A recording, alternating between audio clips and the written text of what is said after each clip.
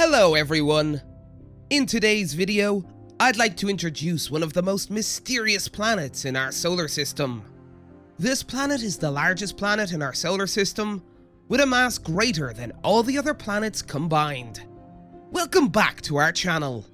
Yes, as you may have already guessed, today's topic is Jupiter. More specifically, we're going to talk about how scientists have studied Jupiter, how they were able to get images of it, and what they were able to find out as a result. Alright everyone, please sit back and relax. It's time to get started.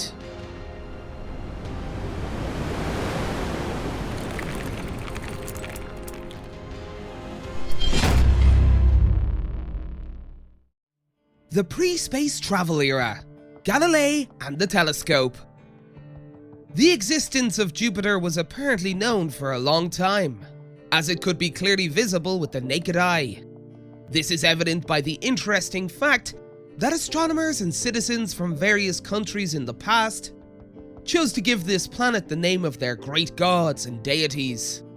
To the Romans, the god Jupiter was chief deity, the Greeks called Jupiter the star of Zeus, and the Babylonians associated the planet with Marduk, their supreme patron god.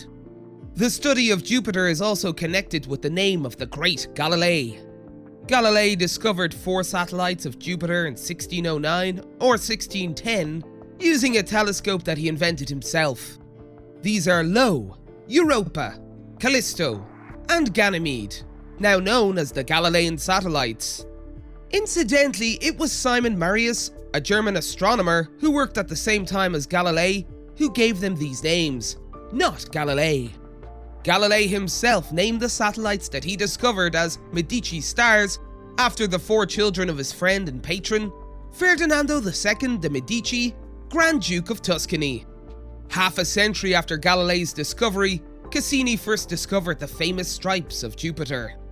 Shortly thereafter, in 1671, Ole Romer, another great astronomer, calculated and made measurements for the speed of light based on data from the distance between the Earth and Jupiter and its moons. Romer calculated the speed of light to be 215,000 kilometers per second, but there was a large error in this calculation. In any case, however, this was still a major breakthrough in the field of astronomy and physics. Many other astronomers also studied Jupiter. For example, in 1892, Bernard discovered the first non-Galilean satellite of Jupiter, Amalthea, and in 1932, Rupert Wildt established that Jupiter's clouds were composed of methane and ammonia. In addition, 9 more small satellites were discovered on Jupiter in the early to mid-21st century. Until the 1970s, however, we knew very little about Jupiter and had much less information than we do now. First interaction. The first spacecraft to photograph Jupiter was Pioneer 10, which approached the planet in December of 1973. A few months later, a sister spacecraft to the Pioneer 10, called Pioneer 11, accomplished the same thing.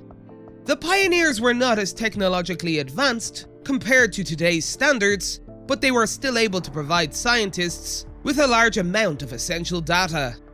The first thing that it revealed was that Jupiter has no solid surface. The second thing was the detailed images of the giant planet's Great Red Spot and polar regions, allowing the mass of the satellite, Callisto, to be calculated. In 1979, a few years after the Pioneers, the famous Voyager visited Jupiter. Voyager succeeded in taking amazing images of not only Jupiter, but also its satellites, and the data obtained shocked many scientists. Thanks to the Voyager, scientists were able to discover several more satellites on Jupiter. But that wasn't the most interesting piece of information. It was the images of Io that had a far greater impact on scientists. As everyone knows today, Jupiter's moon Io is the most volcanically active object in the solar system. Io has many active volcanoes, and as a result, has rivers of molten sulfur flowing on its surface. This information was not known before the Voyager's expedition, so the only known active volcanoes at the time were all located on Earth. It was also the Voyager that transmitted the first high-quality images of Europa, another satellite of Jupiter. While the Pioneer spacecraft also successfully photographed Europa, its images were not very clear. The Voyager was able to take better quality images. Thanks to the Voyager, the possibility that an ocean exists beneath the smooth ice covering the surface of the mysterious satellite was brought to light. The Voyager also shed light on the identity of the famous Great Red Spot. Until then, scientists were puzzled over its identity and proposed all kinds of hypotheses. This image, however, confirmed that this speck, larger than the Earth, is a powerful anticyclonic storm with a very long lifespan. The Voyager was able to present data that led to the discovery of Jupiter's rings. Although little is known about these rings, Saturn was not the only planet with ring-like structures. Despite the fact that Saturn's rings are the largest and most beautiful, all of the giant planets in our solar system have rings. For example, Jupiter has a thick donut-like ring of dust and rock called the Halo Ring, a large main ring, and two smaller rings known as the Amalthea Gossamer Ring and the Thebe Gossamer Ring. New discoveries. The Galileo spacecraft is what opened a new era of Jupiter research. Launched in 1989 and orbiting the fifth planet from the Sun 6 years later, it became not only the first spacecraft to orbit Jupiter, but also the first to send a probe into Jupiter's atmosphere. Galileo orbited Jupiter for a total of 8 years.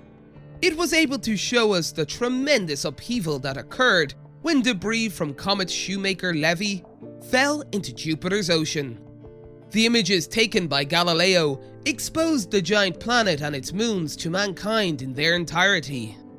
Based on this data, the existence of an ocean beneath Europa was confirmed, and it was further hypothesized that similar oceans existed on the other satellites, Ganymede and Callisto.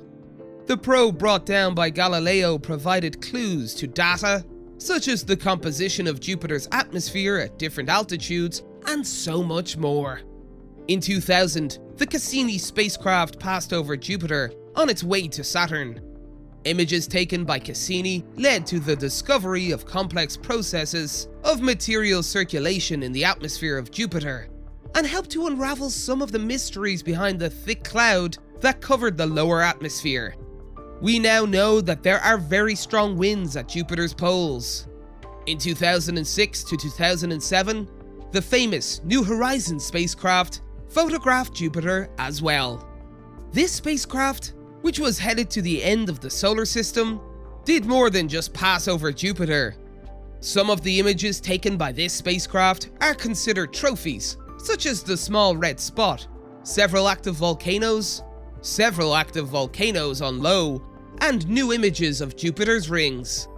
In 2016, the spacecraft known as Juno entered Jupiter's orbit and is still continuing its mission.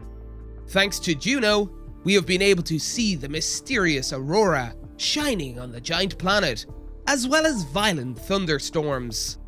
In addition, Juno also photographed Ganymede, Jupiter's largest satellite and the largest satellite in the solar system, from a distance of only 1,000 kilometers. With that, I'd like to conclude our journey into the history of Jupiter's exploration. Thank you all for watching. We hope you enjoyed this video. The Juno mission is still ongoing, with many discoveries ahead.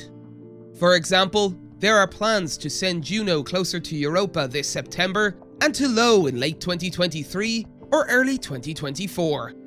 Of course, we are all eagerly awaiting the new images and amazing scientific discoveries that will be made.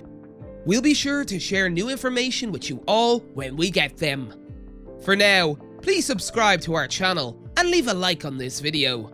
Don't forget to also share this video on social networking sites and leave your thoughts in the comments. Some of you might have specific topics that you'd like us to cover. If so, please let us know in the comments. We'll be leaving now, so we can prepare the next interesting video for you all. We hope to see you again on this channel soon. See you. Goodbye.